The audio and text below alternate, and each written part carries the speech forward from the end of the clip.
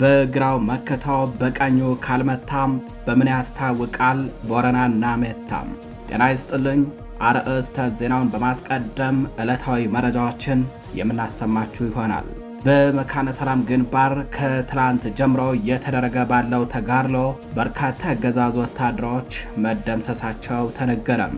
በተጋድሎ ሙትና ቁስለኛ ከተደረጉ የአገዛዙ ወታደሮች በተጨማሪ በርካታ ወታደሮች የተማረኩ ሲሆን ቁልፍ ወታደራዊ ስፍራዎችም በፋኖ ቁጥጥር ስር ገብተዋል። መረጃውን አጠናቅረን ይዘነዋል፣ ታደምጡታላችሁ። በሌላኛው መረጃችን በጎንደር ጠቅላይ ግዛት በአራት ዋና ዋና ግንባሮች እየተካሄደ በሚገኘው ተጋድሎ በርካታ ወታደሮች ሲደመሰሱ ስትራቴጂካዊ ስፍራዎች በፋኖ ቁጥጥር ስር መግባታቸው ተሰምተዋል። በዋልድባም፣ በአርማጭሆ ደለሳ፣ በመተማ ሰልፈረዲናም በጋይንት በተከፈተው ማጥቃት ነው ፋኖ ዘመናዊ የውጊያ ሳይንስን ከአማራዊ የጦር ብልሃትና ፍጹም ጀግንነት ጋር በማዋሃድ የጥላትን ኃይል አይቀጡ ቅጣት እየቀጣ የሚገኘው። መረጃውን ታደምጡታላችሁ። በተያያዘ ዜና በአርማጭሆ ግንባር እየተካሄደ በሚገኘው ተጋድሎ እስካሁን ባለው 78 የአገዛዝ ወታደሮች መደምሰሳቸው ታውቋል። በተጨማሪም የአገዛዝ ስርዓቱ ተጨማሪ ህዝብ የሚጨፈጭፍበት ጊዜ ለማግኘት የሚያጭበረብርበት የምርጫ ካርድና ኮረጆም እንዲበታተንና እንዲቃጠል ተደርጓል። በተያያዘ ከጃንሱማ ወደ ጋብላ ለገዛ በተንቀሳቀሰው የጠላት ኃይል ላይ ልዩ ስሙ ሽመልበር ተብሎ በሚጠራው አካባቢ ከባድ የቆረጣ ጥቃት ተፈጽሞበት ከፍተኛ ኪሳራን ተከናንበዋል። መረጃዎቹን በዝርዝር ይዘናቸዋል፣ ታደምጧቸዋላችሁ። ሰው መሆናችን አማራነታችን እየተቀጣ ነው። ዳኞች እስኪ ለጊዜው ወንበራችሁን እርሱትና ሰውነትን ጨምሩበት ሲሉ የተከበሩ አቶ ክርስቲያን ታደለ ለፍርድ ቤት ዳኞች ተናገሩ። ዳኞች እስኪ ለጊዜው ወንበራችሁን እርሱትና ሰውነትን ጨምሩበት ሲሉ ነው አቶ ክርስቲያን በእሳቸውና በሌሎች እስረኞች ላይ እየደረሰ ስላለው ግፍና መከራ የተናገሩትም። ይህንንና ሌሎች የችሎት መረጃዎችንም አጠናቅረን ይዘን ቀርበናል። ጤና ይስጥልኝ የተከበራችሁ አድማጭ ተመልካቾቻችን እንደምንዋላችሁ። ከጣቢያችን መረብ ሚዲያም የዛሬ ሚያዝያ 10 2018 ዓ.ም ዕለታዊ መረጃዎችን አጠናቅረን ይዘን ቀርበናል። ታደምጧቸዋላችሁ። አብራችሁን ቆዩ።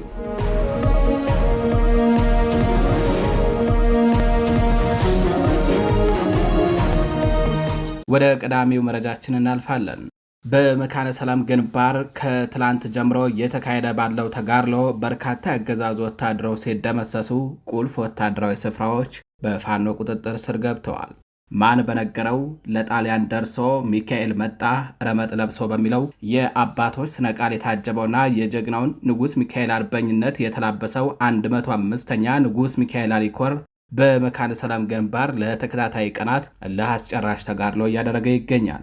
በሻለቃ አብነው ታደሰ ፊት አውራሪነት የሚመራው የዚህ ግዙፍ ኮር አካል የሆነው የ29ኛ ክፍለ ጦር የአገዛዙን 11ኛ እዝ 87ኛ ክፍለ ጦርን እግረኛና ሜካናይዝድ ክፍልን አይቀጡ ቅጣት እየቀጣው ይገኛል። ውጊያው አድማሱን አስፍቶ ፋኖም ጠንካራ የሆነ እርምጃ በመውሰድ ቢሊ ከተማን ከጥላት በማጽዳት በቁጥጥሩ ስር አስገብቷል። ይህም ድል የፋኖን የቆየ ታሪካዊ ጀግንነት ከዘመናዊ ወታደራዊ ስኬት ጋር በማቀናጀት የቀጠናውን የበላይነት ዳግም ያረጋገጠበት ሆኖ ተመዝግቧል። በዚህ መብረቃዊ የመልሶ ማጥቃት እርምጃ በርካታ የጠላት ወታደሮች የተደመሰሱ ሲሆን የፋኖ አርበኞች በርካታ የድሽቃ ጥይቶችን፣ የጥቁር ክላሽ ምርኮዎችንና የጠላት ሬሽኖችን በቁጥጥራቸው ስር መዋል ችለዋል። ሐምሌ 29 ቀን 2015 ዓ.ም መካነ ሰላም ነጻ የወጣችበትን ታሪካዊ ቀንን ለማስታወስ የተሰየመው 29ኛው ክፍለ ጦር ዛሬም በቢሊ ከተማ የደገመው ድል የአገዛዙን መዋቅር ክፉኛ ያናጋ እርምጃ ነው ተብሏል። በተጋድሎው ከተደመሰሱና ከተማረኩ የአገዛዙ ወታደሮች እንዲሁም በፋኖ ቁጥጥር ስር ከገባችው ቢሊ ከተማ በተጨማሪ ቁልፍ ወታደራዊ ስፍራዎች በፋኖ ቁጥጥር ስር ገብተዋል። ወደ ሌላኛው መረጃችን እናልፋለን። በጎንደር ጠቅላይ ግዛት በአራት ዋና ዋና ግንባሮች እየተካሄደ በሚገኘው ተጋድሎ በርካታ ወታደሮች ሲደመሰሱ ስትራቴጂካዊ ስፍራዎች በፋኖ ቁጥጥር ስር መግባታቸው ተሰምቷል።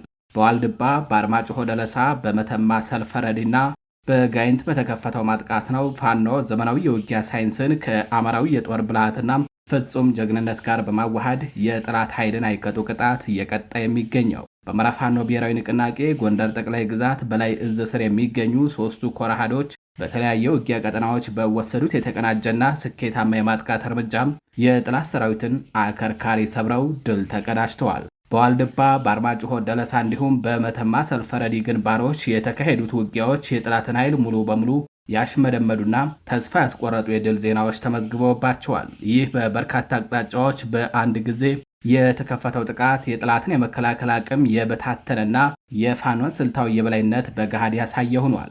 በተያያዘ በጋይንትና አካባቢው ከፍተኛ ውጊያ የተቀሰቀሰ ሲሆን በዚህም ፋኖ ስልታዊ የማጥቃት እርምጃዎችን በመውሰድ የአገዛዙ ቅጥረኛ ኃይልን እየደመሰሰ ይገኛል። ይህ የተቀናጀ የድል ጉዞ የአገዛዙን የመጨረሻ መፈረካከስ የሚያፋጥንና የነጻነት ትግሉን ወደ ወሳኝ ምዕራፍ የሚያሸጋግር ነው ተብሏል። በአራቱ ግንባሮች የተጀመረው ውጊያ አድማሱን እያሰፋ ሲሆን በዚህም የጠላት ኃይል ከባድ ኪሳራን እየተከናነበ፣ በአንጻሩ ፋኖ በልዩ የጦር ሳይንስና በፍጹም አማራዊ ጀግንነት ተሞልቶ የድሉ ባለቤት ሆኗል። ትንቅንቁ እንደቀጠለ ነው።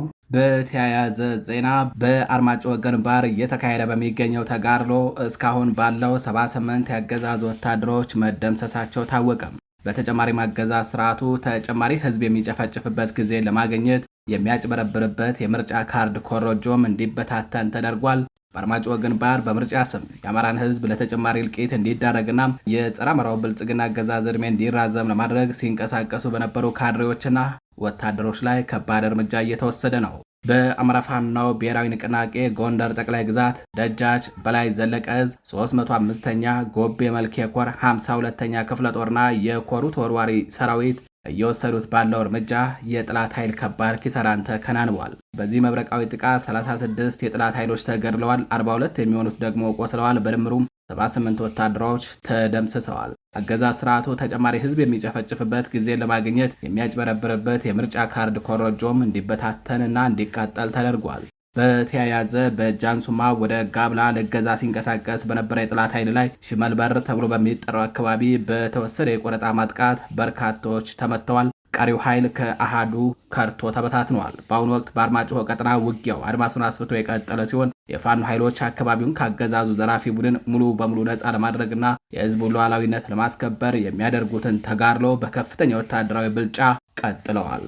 በተያያዘ ዜና በሰሜን አማራ ቀጠና የአገዛዙን ዕድሜ ለማራዘም በቋራና በመተማ ግንባሮች የምርጫ ቅስቀሳና የማታለል ተግባር ለመፈጸም በተንቀሳቀሱ የጠላት ሰራዊት ላይ የአማራ ፋኖ ብሔራዊ ንቅናቄ በላይ ዘለቀ ዕዝ የመይሳው ካሳ ኮር መብረቃዊ እርምጃ ወስዷል። ትናንት ሚያዝያ 9 2018 ዓ.ም ከቀኑ 7 ሰዓት ጀምሮ ለአራት ተከታታይ ሰዓታት በቆየው በዚህ ለአስጨራሽ ውጊያም የካራማራ ክፍለ ጦር ሬጅመንት 3 ባደረገው የደፈጣና የመደበኛ እርምጃ ከ20 በላይ አገዛዝ ወታደሮችን ሲደመስስ 12 ወታደሮችን አቁስለዋል። ይህ ስኬታማ ኦፕሬሽን ጥላት በቀጠናው ሲያካሄድ የነበረውን የምረጡኝ ቅስቀሳ ዲስኩሩን ሙሉ በሙሉ ያከሸፈ ሲሆን የፋኖን የቅድመ መረጃና የጥቃት ዝግጁነትንም በገሃድ ያሳየ ነው።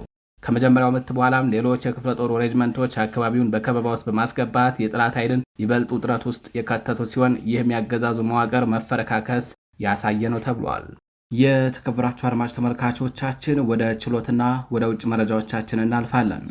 እነ አቶ ክርስቲያን ታደለ ሚያዝያ 8 2018 ዓ.ም ፍርድ ቤት በቀረቡበት ወቅት ይህንን ብለዋል። ሰው መሆናችን አማራነታችን እየተቀጣ ነው። ዳኞች እስኪ ለጊዜው ወንበራችሁን እርሱትና ሰውነትን ጨምሩበት ሲሉ ተናግረዋል። የተከበሩ አቶ ክርስቲያን ታደለ ሚያዝያ 8 2018 ዓ.ም በፌዴራል ከፍተኛ ፍርድ ቤት ልደታ ምድብ ችሎት ሁለተኛ የህገ መንግስትና የጸረ ሽብር ወንጀል ችሎት በነበረው ቀጠሮ ተገኝተው አቤቱታቸውን ባቀረቡበት ወቅት ሰው መሆናችን አማራነታችን እየተቀጣ ነው ሲሉ ተናግረዋል። ሲቀጥሉም ዳኞች እስኪ ለጊዜው ወንበራችሁን እርሱትና ሰውነትን ጨምሩበት ሲሉም እየተፈጸመ ስላለው ግፍና በደል በአጽንኦት ገልጸዋል።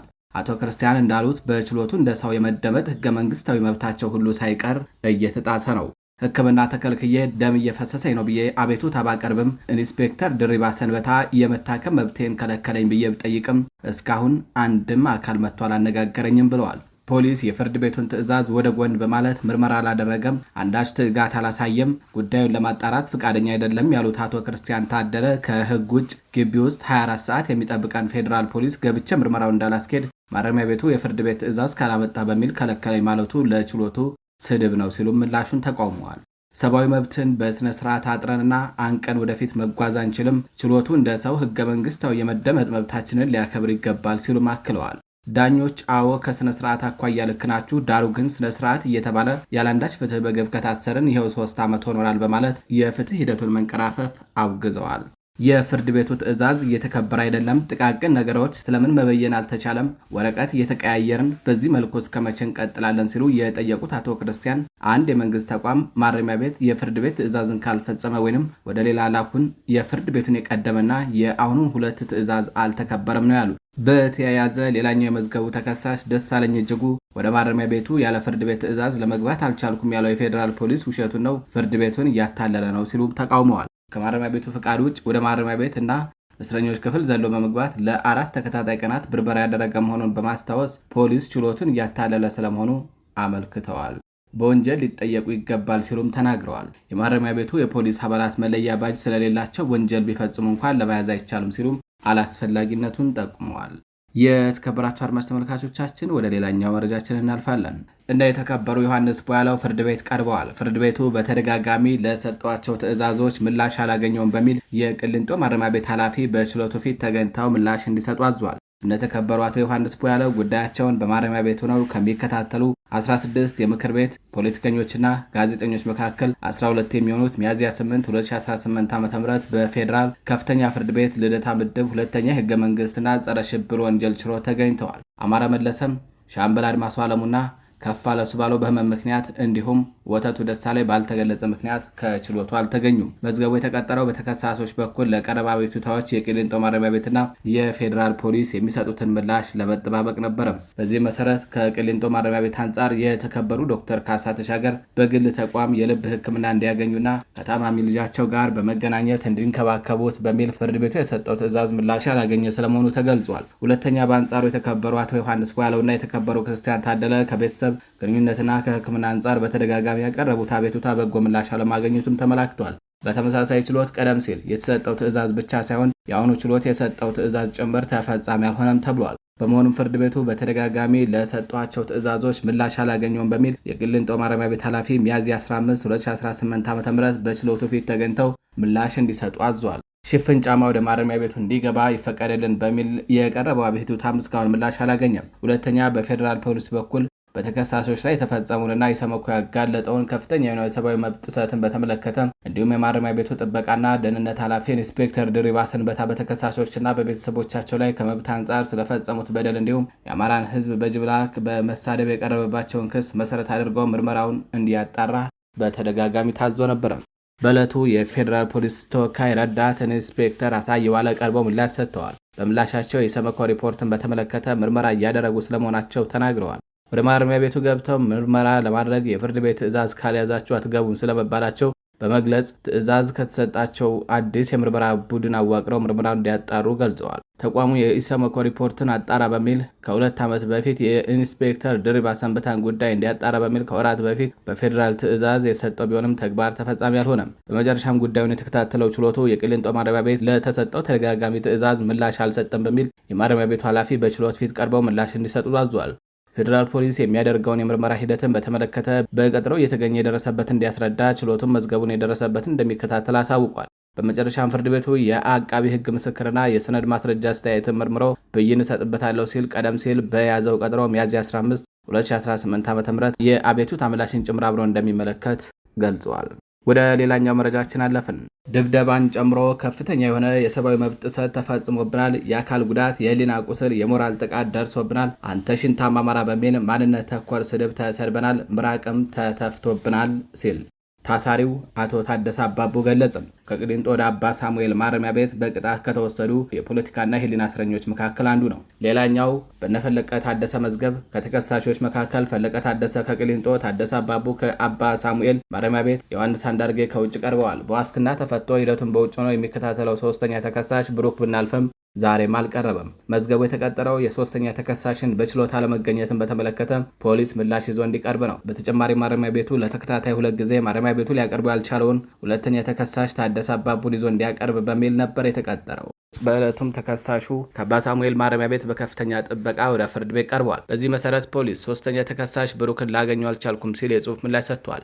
አቃቢ ሕግ ከተከሳሹ ዋስትና ያስያዘው ገንዘብ ለመንግስት ገቢ እንዲሆን እንዲሁም ጉዳዩ በሌለበት እንዲታይ ጠይቋል። ፍርድ ቤቱ የዋስትና ገንዘቡ ለመንግስት ገቢ እንዲሆንም ወስኗል። ሁለተኛ ተከሳሽ ታደሰ አባቡ በየካቲት 2018 ዓ.ም ከቂሊንጦ ማረሚያ ቤት ዞን 1 ተከስቶ ከነበረ ግጭት ጋር በተያያዘ ወደ አባ ሳሙኤል ማረሚያ ቤት በቅጣት ከተወሰዱ የፖለቲካና የህሊና እስረኞች መካከል አንዱ ነው። በችሎት ለመቅረብ ያልቻልኩት እኔን ጨምሮ 29 የአማራ ተወላጆች ከነበርንበት ዞን አንድ ተመርጠን አማራ በመሆናችን ማንነታችን ብቻ እንደ ማስረጃ ተቆጥሮ በቅጣት ወደ አባ ሳሙኤል ማረሚያ ቤት በባዶ እግራችን ከወሰዱን በኋላ በሏቸው በማለት ለፖሊሶች አስረክበውናል ብሏል።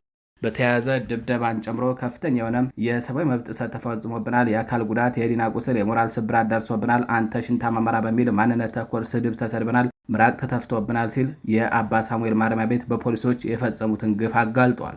ሲደበድቡን አመማችሁ አይደል በማለት ይጠይቁናል። አዎ የሚል መልስ ስንሰጥ እኛም የአማራ ህዝብና እናንተ እንደዚህ ነው ያሳመማችሁን በሚል የስርዓት አገልጋይነታቸውንና ጸረ አማራነታቸውን አሳይተውናል ነው ያለው በደሉን ለፍርድ ቤቱ ሲያስረዳ። ምግብ ስጡን ርቦናል ስንል ቦምብ ትበላላችሁ፣ ጥይት ራታችሁን ይሆናል እያሉ ያስፈራርተውናል ሲልም ገልጿል። የት እንደተወለድን ሲጠይቁን ጎንደር፣ ጎጃም፣ ሸዋና ወሎ ብለን ስንመልስላቸው ደም አፍስሳችሁን የመጣችሁት በማለት ይናገራሉ። አስረውን የነበረውም ከከባድ ፍርደኞችና የአእምሮ ህመምተኞች ጋር ሲሆን በአባ ሳሙኤል ማረሚያ ቤት ውሃና ሽንት ቤት የሌለበት እስር ቤት ነው። ውሃ ጠምቶናል ስጡን ስንላቸው የሽንት ቤት ፍሳሽ ከሚንጠባጠብበት ጠጡ ይሉናል ያለው ታደሰ ስለደረሰባቸው ጉዳት ማስረድቷል። ይኸውም ታደሰ አባቡ በከስክስ ጫማ ክፉኛ በመረገጡ ኩላሊቱ ስለመጎዳቱና ቤተሰብ ግንኙነትና ሕክምና ስለመከልከሉ ተናግሯል። ሁለተኛ ከቂሊንጦ ወደ አባ ሳሙኤል ከመጣ ነው 29 አማራዎች መካከል ሁለቱ ጥላውን ንጉሴና አብርሃም በደረቅ ወንጀል የተከሰሱ የት እንዳደረሷቸው አናውቅም ሲል ገልጿል። መልካሙ ባንተ በደረሰበት ድብደባ ወገቡን በመጎዳቱ በሰው ድጋፍ ነው የሚነሳው ብሏል። ደመቃ ይቼ የተባለ የአማራ ወጣትን አንገቱን ወቅተውታል። ሁላችንም ሕክምና አላገኘንም ብሏል። በመሆኑም የሰብአዊ መብት ተቆርቋሪ ተቋማትና የሚዲያ አካላት እንዲሁም ቀይ መስቀል መታችሁ ጎብኙን ሲል ጥሪ አድርጓል። ዳኞችም አቤቱታውን በጽሁፍ ይድረሰን ብለዋል። በተያያዘ ፈለቀ ታደሰ በበኩሉ ፌዴራል ፖሊስ ምርመራ ላይ በነበርንበት ወቅት ከፍተኛ የሆነ የሰብአዊ መብት ጥሰት ፈጽሞብናል። ኢሰመኮ መጥቶ አነጋግሮ ያዘጋጀው የምርመራ ውጤት ለችሎቱና ለእኛም እንዲደርሰን ሲል ጠይቋል። በመጨረሻም ብይን ለማንበብ በሚል በሚያዝያ 20 2018 ዓ.ም ተለዋጭ ቀጠሮ ተሰጥቷል። የተከበራችሁ አድማጭ ተመልካቾቻችን ወደ ባህር ማዶ መረጃችን እናልፋለን። አሜሪካ የታገደውን $20 ቢሊዮን የኢራን ሀብትን ለመልቀቅ እያጠናች መሆኑ ተነግሯል። በአሜሪካና በኢራን መካከል እየተካሄደ ያለው የዲፕሎማሲ ድርድር አዋንታዊ መሻሻሎችን እያሳየ ሲሆን ዋሽንግተን ለዓመታት ያገደችውን ከፍተኛ መጠን ያለው የኢራን ሀብትን ለመልቀቅ እያሰበች ስለመሆኑ ተሰምቷል። ዓለም አቀፍ መገናኛ ብዙሃን በአስቸኳይ ዜናቸው ይፋ እንዳደረጉት አሜሪካ በአሁን ወቅት ከቴህራን ጋር እያደረገች ባለው የድርድር ሂደት አካል ታግዶ የቆየውን $20 ቢሊዮን የኢራን ሀብት ለመልቀቅ በሚያስችላት ጉዳይ ላይ ጥናት እያደረገች ነው። ይህ የታገደ ሀብት እንዲለቀቅ የሚደረገው ጥናት ከሁለቱም ሀገራት መካከል እየተካሄደ ያለው ሰፋ ያለ ድርድር ጋር በቀጥታ የተቆራኘ መሆኑ የተገለጸ ሲሆን ውሳኔው ተግባራዊ የሚሆን ከሆነ በኢራን ኢኮኖሚ ላይ ትልቅ መነቃቃትን ከመፍጠሩም በላይ የቀጠናውን የጂኦ ፖለቲካዊ ውጥረት በማርገብ ረገድ ጉልህ ሚና እንደሚኖረው ይጠበቃል። በተያያዘ ዜና የሆርሙዝ ወሽመጥ ለዓለም አቀፍ የንግድ መርከቦች ክፍት ተደረገ። በመካከለኛው ምስራቅ ለወራት ዘልቆ የነበረውን ውጥረት ተከትሎ ተጥሎ የነበረው የባህር ላይ ትራንስፖርት ገደብ መነሳቱን የኢራን መንግስት በይፋ አስታውቋል። በእስራኤልና በሊባኖስ መካከል የተደረሰውን የተኩስ አቁም ስምምነት እንደ መልካም አጋጣሚ የተጠቀመችው ኢራን በሆርሙዝ ወሽመጥ ላይ ስታካሄድ የነበረውን የደህንነት ቁጥጥር በማላላት ለሁሉም የንግድ መርከቦች ክፍት ማድረጓን በዛሬው ዕለት ገልጻለችም። ሆርሙዝ ወሽመጥ ከአሁን ሰዓት ጀምሮ በሙሉ አቅሙ ክፍት መሆኑን ኢራን አውጃለች። አሜሪካ በኢራን የወደብ መሰረተ ልማቶች ላይ ጥላው የነበረውን እገዳ ተከትሎ የኢራን መንግስት ስትራቴጂካዊው የሆርሙዝ ወሽመጥ ለትራንስፖርት ሙሉ በሙሉ ክፍት መደረጉን በይፋ አስታውቋል። የሆርሙዝ ወሽመጥ ለዓለም አቀፍ የነዳጅ ንግድ ወሳኝ የደም ስር እንደሆነ ይታወቃል። አሜሪካ የኢራን ወደቦችን ለመዝጋትና የንግድ እንቅስቃሴ ለማደናቀፍ ያደረገችውን ሙከራ ተከትሎ ኢራን ይህንን ቁልፍ የባህር መስመር በሙሉ አቅሙ ክፍት ማድረጓን በጂኦ ፖለቲካው ረገድ ከፍተኛ ትርጉም አለው ተብሏል። አሜሪካ በኢራን ወደቦች ላይ የጣለችው ከበባ በክልሉ የንግድ እንቅስቃሴ ላይ ከፍተኛ ስጋት ፈጥሮ የነበረ ቢሆንም የኢራን ባለስልጣናት ግን ግፊቱን በመቋቋም የባህር መስመሩ ለዓለም አቀፍ መርከቦች ክፍት ማድረጋቸውን ገልጸዋል። ይህ ውሳኔ በዓለም አቀፍ የነዳጅ ገበያ ላይ ያለውን መረጋጋት ሊያጠናክረው ይችላል። ነገር ግን በወሽመጡ አካባቢ ያለው የወታደራዊ ዝግጁነት አሁንም ከፍተኛ እንደሆነ ተጠቁሟል። ውሳኔው በአሜሪካና በኢራን መካከል ያለውን ውጥረት ወደ አዲስ ምዕራፍ ሊያሸጋግረው እንደሚችል ተገምቷል። የኢራን መሪዎች ማንኛውንም አይነት የኢኮኖሚ ከበባ እንሰብራለን የሚል መልእክት ለዓለም አቀፉ ማህበረሰብ እያስተላለፉም ይገኛሉ። የተከበራችሁ አድማጭ ተመልካቾቻችን ለዛሬ ሚያዝያ 10 2018 ዓ.ም ይዘናቸው የነበሩት ዕለታዊ መረጃዎቻችን እነዚህ ይመስላሉ። ከቀሪ የጣቢያችን ዝግጅቶች ጋር ቸር ቆዩ።